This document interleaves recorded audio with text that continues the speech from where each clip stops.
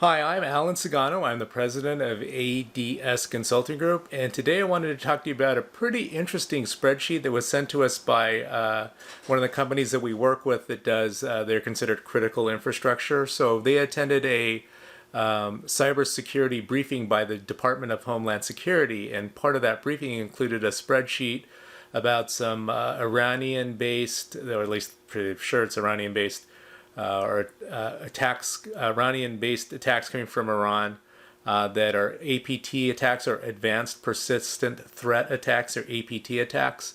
And essentially, what they did is they compiled several known attacks, about 5 or 6 of them, and then they put together a spreadsheet of how they're getting in. So it's kind of a really good summary of the spreadsheet and how the hackers are getting in. So this first series of videos basically will go through an overview of the spreadsheet. I'll show very shortly. I'll show you an example and give you an example of the spreadsheet, show you it on the screen, and kind of go through the high-level steps. And then you can kind of get an idea of what they're doing. It was interesting. The first time I looked at it, I'm like, what the heck am I looking at? And then I delve into it a little bit more, and I'm like, oh, wow, this is actually pretty useful.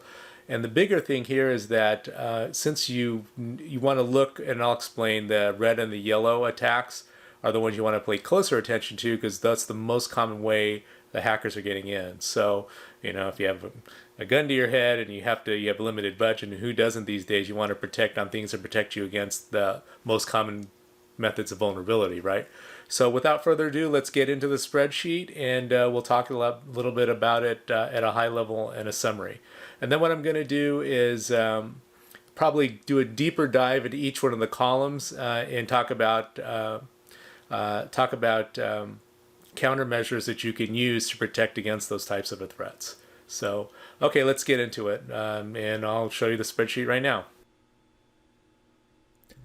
Okay, hi, I'm Alan Sagano. I'm the president of ADS Consulting Group, and this is the spreadsheet I was referring to that was been summarized by the Iranian attacks, the Advanced Persistent Threat Attacks by the Department of Homeland Security compiled this spreadsheet.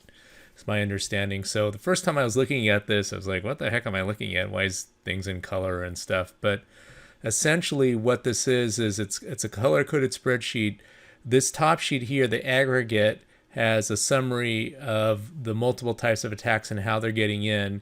What you want to do is pay especially close attention to the attacks that are colored in red or yellow, because the key here shows you that happened either 2 attacks use that same methodology, or if it's in yellow, in 3 or more if it's in red. Below here are the different types of attacks: APT 33, 34, this hit an oil rig, 35, APT 39, and copy kittens.